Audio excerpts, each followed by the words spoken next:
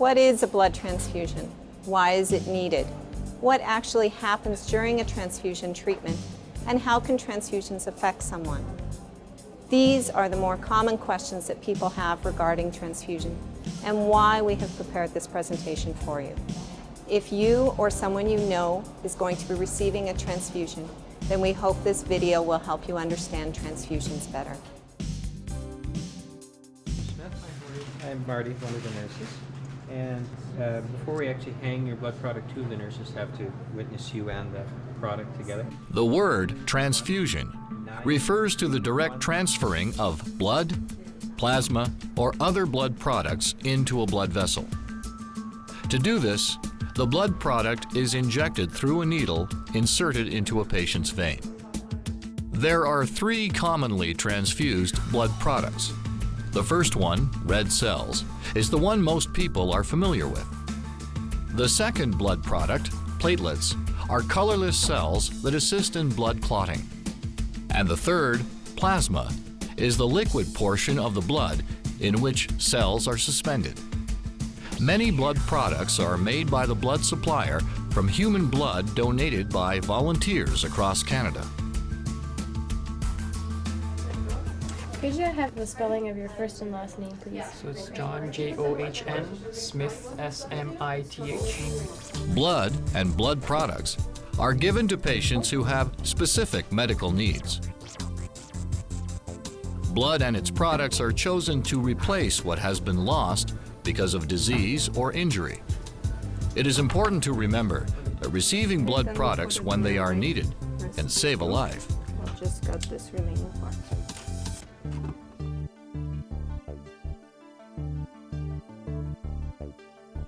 Red blood cells carry oxygen from the lungs to the body's vital organs, such as the heart. A red cell transfusion may be necessary to prevent organ damage caused by a lack of oxygen. Currently, there are no approved blood substitutes available.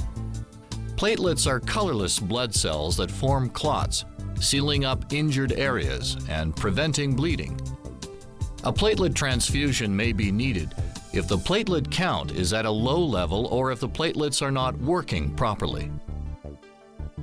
Plasma is the clear liquid part of the blood and contains many dissolved substances. Clotting proteins are among the most important of these. A plasma transfusion may be needed to prevent bleeding. It is also used to help stop bleeding, which has started because levels of clotting factors are too low. Plasma may be further separated into a number of blood products that can be used to help prevent infection or preserve blood volume. Whenever there's fever of course can be a sign of infection or some other type of transfusion reaction. That's why we did all those tests.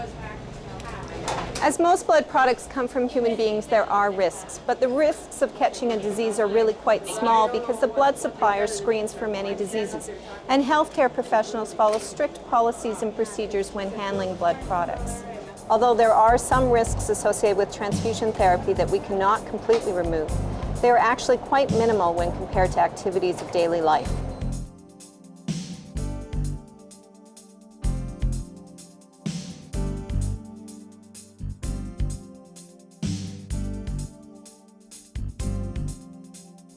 A healthcare professional will review the risks with you before you consent to a transfusion.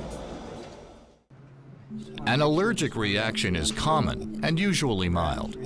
Some patients experience itching or a rash. A doctor easily treats most allergic reactions. Severe allergic reactions, such as breathing problems, are rare. A fever reaction is uncommon and usually occurs during or shortly after the transfusion. The symptoms may include fever, chills, or flushing. A hemolytic reaction is serious and can sometimes be life-threatening. It occurs when the patient's blood destroys transfused blood cells and can result in kidney failure. It is usually caused by transfusion of an incorrect unit of blood product. Fortunately, such a reaction is rare, as many checks have been put in place to help ensure the correct unit is transfused. The blood the patient receives is carefully tested for blood type by the blood bank and identified by the healthcare worker at the bedside to ensure it is the correct blood product. Canada's blood supply comes from volunteer donors. To ensure the greatest possible safety, there are several processes followed by Canadian Blood Services and Héma-Québec. In addition to a questionnaire, donors are screened and individually interviewed by nursing staff before each donation. Every donation is tested for hepatitis, HIV, the AIDS virus, and other infectious agents including the West Nile virus. Patients are urged to discuss the risks of infection with their doctor. Yeah, and of course a fever can be a sign of something more serious, and that's why we always take it very seriously and we always investigate further.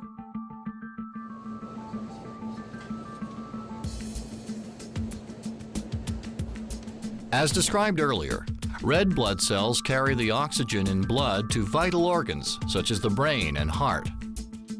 A decrease in oxygen could result in damage to these organs. Platelets and plasma help the blood to clot. Without these cells, excessive bleeding can result, causing a dangerous loss of red blood cells. The point at which transfusion becomes necessary varies from case to case. Are there alternatives to a blood transfusion? In certain circumstances, medications can be used to help avoid the need for blood or blood products. You should ask your doctor about this possibility. Iron pills and certain vitamin supplements such as folic acid or vitamin B12 injections may be helpful. A synthetic blood-forming hormone called erythropoietin may also be helpful in very special circumstances.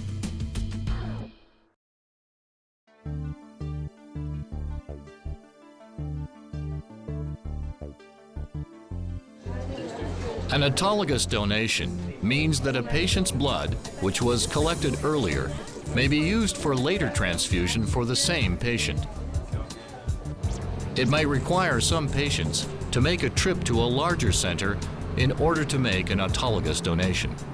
A pamphlet here as well. The surgeon will help the patient make this decision, and the blood collected before surgery can be stored for 35 to 42 days. A directed donation refers to the process where a specific donor's blood is assigned to a specific patient. The doctor can arrange a directed donation if this is appropriate.